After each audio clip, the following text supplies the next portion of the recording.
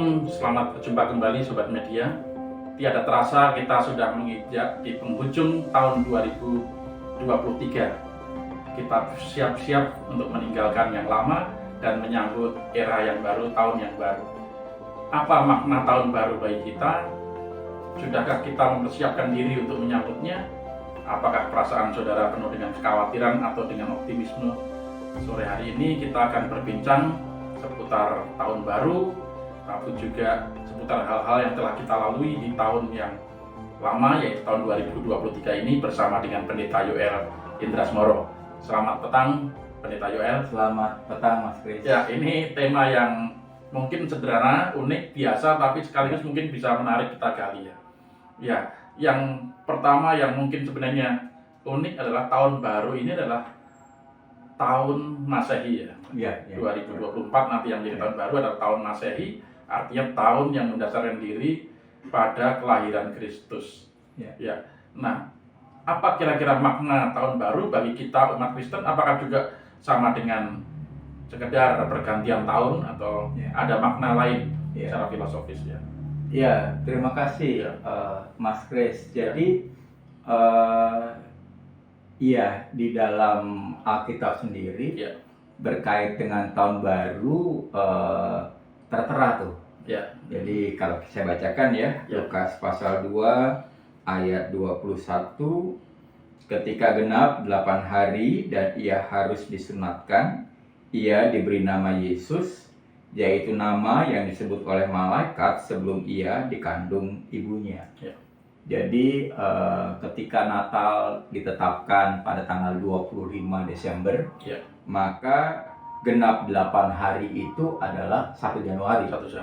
Jadi gereja dengan sengaja merayakan tahun baru itu bukan sekedar pembuka tahun, karena sebetulnya tahun gerejawi dimulai ketika Advent kemarin.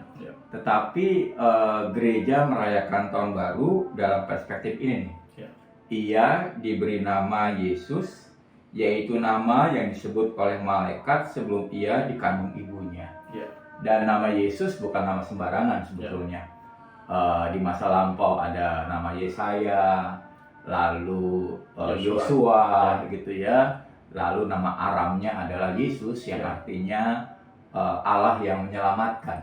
Jadi sebetulnya perayaan nama Yesus di tahun baru itu bukan sekedar, sekali lagi, bukan sekedar buka tahun, tetapi untuk mengingatkan umat bahwa Allah adalah pribadi yang menyelamatkan. Ia sudah menyelamatkan di masa lampau, kini, dan masa depan. Gitu. Makanya tahun baru bagi umat Kristen sekaligus sebagai pengakuan bahwa Allah adalah penyelamat mereka, sekaligus sebagai optimisme baru menyambutnya ya, karena Allah hadir sebagai penyelamat ya. Sehingga saya mendorong umat untuk ketika tutup tahun boleh gembira, boleh sukacita, tapi jangan lupa membuka tahun. Jadi kalau kita sekedar menutup tahun di gereja, lalu kita bertemu keluarga sampai pagi, dan besoknya ternyata ketika tahun barunya malah tidur, maka dalam bayangan saya kita menutup tahun Masehi bersama Tuhan, tapi kita nggak membuka tahun gitu kan. Padahal tadi bolehlah euforia sedikit ya berkait dengan tutup tahun, kita bersyukur tentang 2023 yang sudah kita lewati, tapi jangan lupa membuka tahun 2024 bersama dengan Tuhan. Karena ayat yang akan digumulkan pasti ayat ini, bahwa ia diberi nama Yesus. Menarik.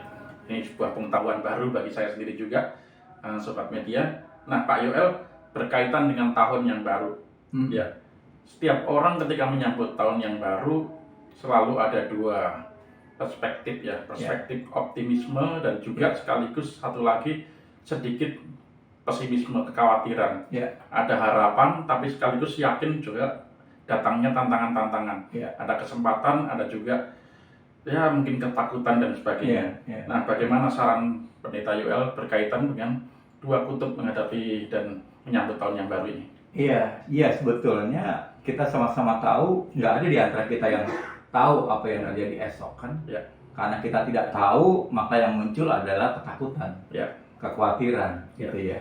Tapi sebetulnya ketika muncul rasa khawatir, rasa takut, itu juga nggak terlalu salah. Selama kita mau mengimbanginya dengan pengharapan. Dan pengharapan kita bukan tanpa dasar. Pengharapan kita adalah ayat ini tadi. Bahwa namanya Yesus. Allah yang menyelamatkan.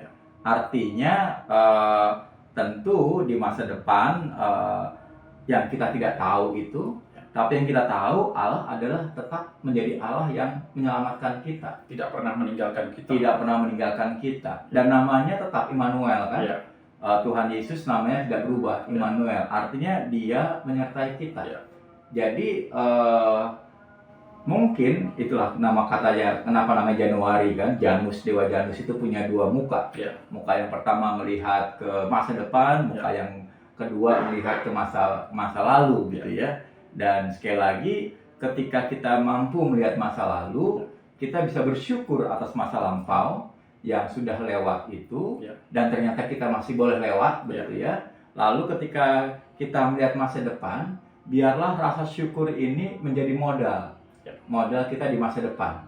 Bahwa Allah yang telah menemani kita sampai hari ini adalah Allah yang sama yang akan menemani kita di masa depan. Kalau bahasa Ibraninya Eben Haeser, sampai di sini Tuhan menolong kita. Artinya ya sampai di sini dan akan terus menolong kita, karena sekali lagi namanya tidak berubah. Namanya adalah Yesus, Allah yang menyelamatkan.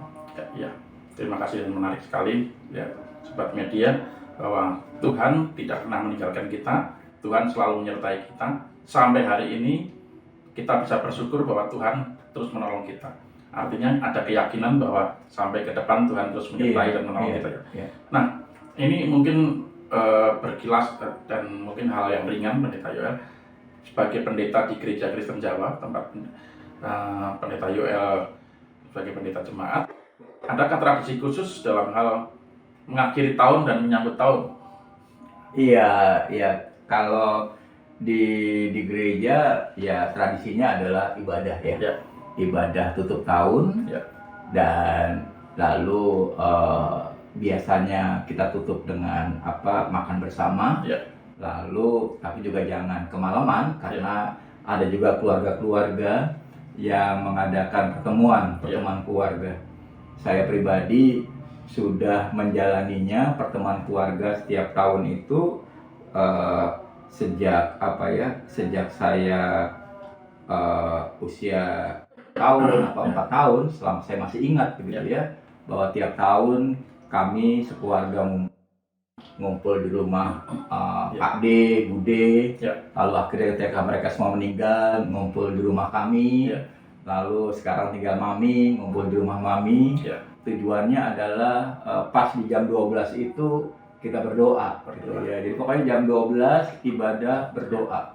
Sebetulnya itu cara sederhana untuk mensyukuri apa yang lampau sebagai keluarga dan menyambut apa yang akan datang gitu ya. Ya, agaknya tradisi di kita sama ya, bahkan tradisi keluarga istri kami yang berasal dari Maluku Tenggara pun dibiasakan bahwa jam 12 tepat semua berkumpul kembali untuk berdoa ya. Ya, dan sebetulnya ini tradisi timur ya. Orang Cina kalau tahun baru tuh bener-bener baru gitu ya. Ya bagaimana tahun baru ya makan enak, suasana baru, sebelum tahun baru rumah harus bersih dan segala macam untuk menyambut hari yang baru ya. Kawan muslim juga punya tahun barunya juga kan. Jadi sebetulnya tradisi-tradisi ini menolong kita ya untuk melihat bahwa hari itu nggak sekedar hari, tanggal itu nggak sekedar tanggal, tapi bagaimana Allah tetap menemani kita dalam setiap tanggal-tanggal itu. Mengingatkan kita supaya, kalau dalam bahasa Jawa, eling ya. Eling, ingat. Dan sebetulnya cara paling sederhana agar kita tidak khawatir ya ingat. Ingat bahwa kita dulu pernah ditolong Tuhan. Ingat bahwa kita pernah hampir mati, tapi selamat. Nggak punya duit, ternyata juga dicukupkan. Gitu sakit kan? kemudian sembuh. Nah, eling itu sebetulnya membuat kita jadi lebih mampu menatap ke depan ya. Bahwa apa yang kita rasakan kemarin-kemarin itu ya sebetulnya ya nggak apa-apa gitu ya, nggak ya ketika kita merasakannya kita merasa orang termalang di dunia gitu kan. Tapi ternyata ketika lewat ya biasa aja begitu kan. Kita bisa tertawa ya. Bisa tertawa, bisa bersyukur. Nah, mungkin pemahaman Jawa berkait dengan eling itu tuh yang perlu kita terus ingat ya. Dan elinglah bahwa namanya Yesus. Namanya Yesus. Ya. Menarik. Nah, harapannya Pendeta Yoel, setiap orang ketika menyambut tahun yang baru, momen yang baru, selalu ingin agar berdoa. Ketika berdoa, harapannya nanti di tahun yang depan lebih berhikmat, lebih bijaksana, lebih berkualitas hidupnya, dan seterusnya, dan termasuk dalam hal kedewasaan rohani.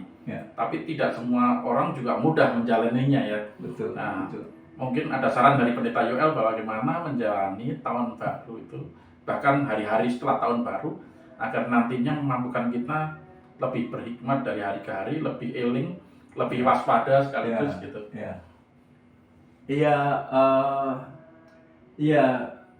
Tergantung ya. Ada orang membuat semacam catatan apa yang ingin dilakukan di tahun depan gitu ya. Tapi mungkin kalau mau jadi satu kalimat, maka mungkin yang paling baik adalah menjadi versi terbaik dari diri sendiri begitu ya. Jadi kita terus improve sedikit demi sedikit gitu ya.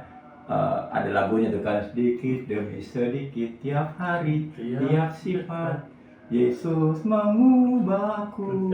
Ya, sedikit demi sedikit tiap hari tiap sifat Yesus yang mengubah kita gitu ya. Jadi jangan terpaku pada pada pencapaian misalnya gaji, uang, kekayaan gitu ya. Tapi mungkin kita bisa terpaku bagaimana menjadi versi terbaru dari diri kita sendiri. Versi yang lebih baik dari yang kemarin. Iya, versi yang lebih baik daripada yang kemarin. Terbaik dan terbaru gitu ya. Jadi artinya kita harus terus belajar. Belajar nggak mengenal kata berakhir kan. Selama kita menjadi manusia. Jadi kegagalan itu ya anggap aja pelajaran bahwa kita bisa gagal, kita bisa salah gitu ya, dan itu bisa kita senyumin aja gitu ya, bahwa ternyata kita bukan Superman. Ya nggak apa-apa, kan emang kita bukan Superman gitu ya. Kita bukan Superman, kita manusia. Bahkan tokoh-tokoh Alkitab juga udah pernah mengalaminya ya. Kegagalan, keberhasilan, kemalangan, seterusnya. Tapi melihatnya dari perspektif Tuhan ya. Jadi kalau katanya siapa itu kawan kita Yusuf gitu ya, Allah mampu mengubah tuh. Manusia bisa mereka-reka kejahatan, tapi Allah menjadikannya sebagai kebaikan. Bahkan Yusuf bisa melihat bahwa yang dulu tampak jelek gitu ya, ternyata semuanya adalah cara Allah untuk membuat Yusuf lebih dekat kepada tujuannya kan. Kan impian Yusuf itu kan sebetulnya menjadi pemimpin itu. Nggak tahu pemimpin apa gitu ya. Tapi ketika dia ke Mesir ternyata ya dia benar jadi pemimpin. Jadi kesulitan hidup hanyalah cara Allah untuk membuat seseorang lebih dekat pada tujuan. Ini kegiatan yang harus selalu kita pegang, bahwa segala kesulitan, segala tantangan dalam kehidupan adalah cara Allah untuk membuat kita lebih dekat pada visi hidup kita, dan juga tentu saja lebih dekat dengan Tuhan ya. Iya, betul. Karena visi yang terbaik menurut saya adalah visi yang diperlihatkan Tuhan kepada kita. Dan kalau kita mau mewujudkan visi, usul saya mah jangan wujudkan visi pribadi, tapi wujudkan visi Tuhan dalam diri kita. Sehingga Tuhan merasa perlu campur tangan atau turun tangan gitu ya, karena dia pasti tidak ingin visinya itu gagal gara-gara kemanusiaan kita kan. Menarik bahwa apapun tujuan yang kita tetapkan, tujuan yang kita ingin raih di masa depan, yakinkan bahwa visi yang ingin kita tetapkan raih itu sefrekuensi atau samakan dengan visi yang Allah ingin kita kerjakan melalui hidup kita. Yang menarik, mungkin ada saran penutup, bahkan mungkin bagi banyak umat Tuhan yang khawatir di tahun-tahun awal tahun nanti terjadi berbagai hal-hal yang tidak kita juga karena tahun politik yang menghangat. Ada saran dari Pendeta Yoel? Apapun yang terjadi siapapun pemimpin kita, percayalah bahwa Allah mengizinkan itu terjadi. Lalu kalau Allah mengizinkan itu terjadi, percayalah bahwa Allah juga punya kuasa, yang seturut dengan kehendaknya, begitu ya.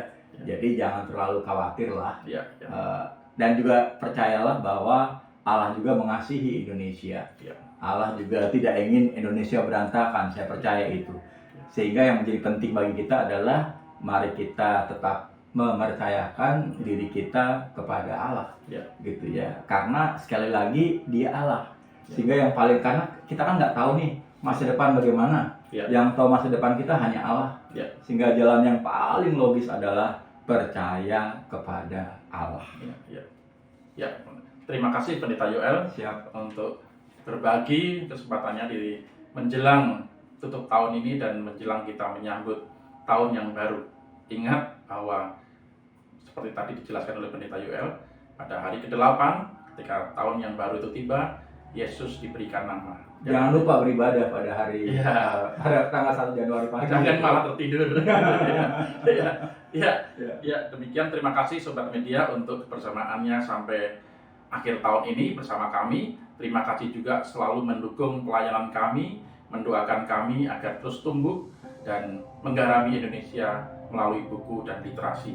Bagi Sobat Media yang tertarik untuk mendukung pelayanan Tangan Terbuka Media, menghadirkan buku rohani bermutu khusus di masa-masa Natal dan Tahun Baru ini, untuk menolong para hamba-hamba Tuhan dan juga para pelayan di pelosok Nusantara dengan buku rohani bermutu, dapat menghubungi nomor kontak Tangan Terbuka Media di 0821 231 22049, HP 0821 231 22049, atau bisa juga melalui email di tanganterbukamedia@gmail.com. Nah, dukung terus pelayanan kami dan kiranya Tuhan memberkati Bapak, Ibu, Saudara, Sobat Media semuanya di tahun yang baru dengan damai sejahtera yang mengatasi segala hal dari Tuhan.